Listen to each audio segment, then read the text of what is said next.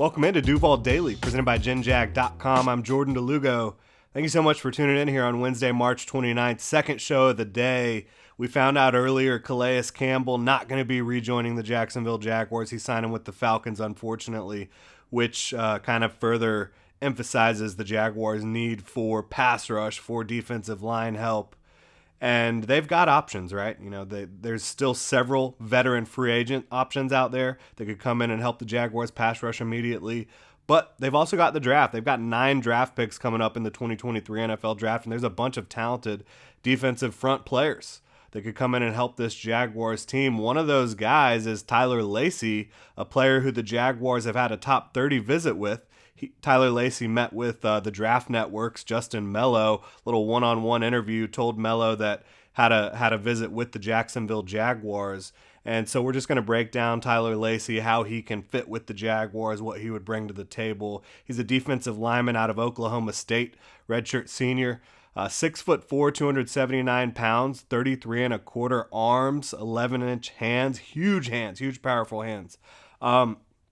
Not a world-class athlete for his size, but he's got a little juice in him on film. And he showed a little bit of that during his combine on-field workouts. Had a 1.72 10-yard split, had an impressive broad jump for his size. He's not like a Keon White type of athlete, an absolute freak show at 280 pounds, or like Kalijah Cansey or even, you know, Tommy Adebawore out of Northwestern. That's not the type of player he is. That's not the type of prospect he is. He's not going to win just based on his unbelievable athleticism. But this guy has power for days. He has decent length at 33-inch arms. And again, those big, strong hands at 11-inch hands. That's massive. And those allow him to control the point. At Oklahoma State, played all over the defensive line. Literally every position. Played a lot of base defensive end. Rushed a lot from the interior in pass rush situations. On tape, tremendous edge setter. Again, at 280 pounds with those 33 and a quarter arms and big hands, he's a load for offensive tackles to deal with, because he does have more athleticism than most offensive tackles. But he's a little bit smaller than them, right? At 280 pounds, he's going to have, you know, a 20-pound plus weight difference against most of these guys. But it doesn't matter, because he can do 30 bench press reps and he holds up big time, setting the edge. Great run defender out there and as a base defensive end. He also shows impressive interior pass rush moves, right? He's got a bunch of tricks in his bag when he shifts inside from defensive end and kind of aligns more at 3 tech or even like head up with a guard. And he's able to quickly dispatch those guys. He's much more athletic than most guards are. Quickly dispatches with them. He has length against them in most situations. He has quickness against them in most situations. And you see him able to get into the backfield with extreme haste as an interior pass rusher on tape. Jaguars, they like versatility, right? He has it. I think he can align for the Jags anywhere from 3 to 5 tech. On base downs at that 5 tech pass rush situations, you get him moving inside a little bit more and try to push that pocket, knife into the backfield. But yeah, the Jags, they love the versatility. He brings that to the table. They like strength and length up front. He brings that to the table.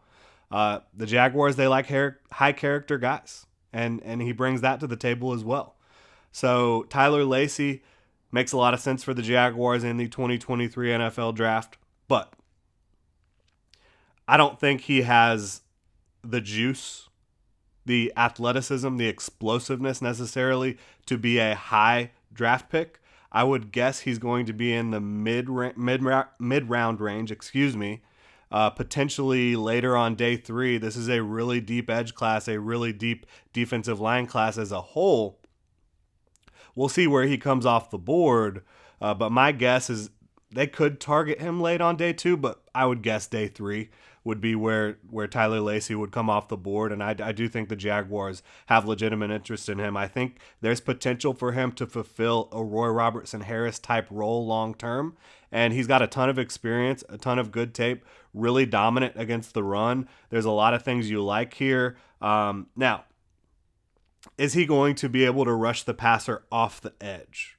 I don't see that. Again, this is more of an interior rusher. So if you're looking at this guy as a defensive end only, you're not getting a pass rusher. You're getting a run stuffer.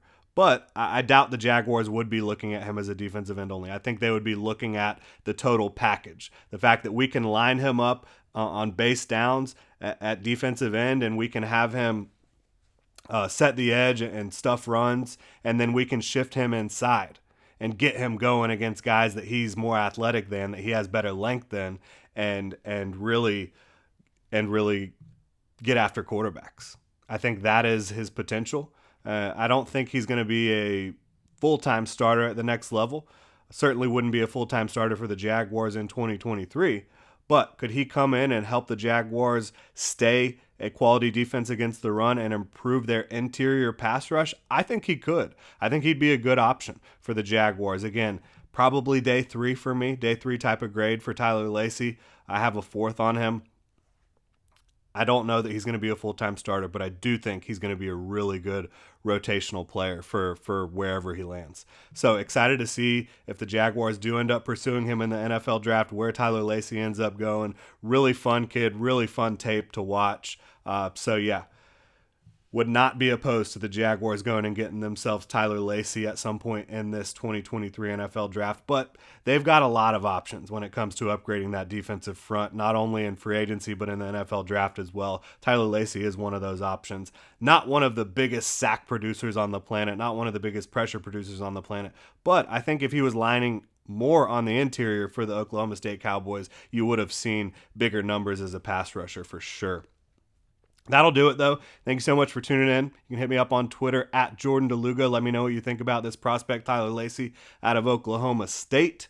You can also follow Generation Jaguar at Generation Jag. Hit that like and subscribe button on YouTube. If you're listening on your favorite podcast platform, please subscribe and review there as well. Really helps the channel out. Thank you so much for tuning in, Duval. Have a great rest of your Wednesday.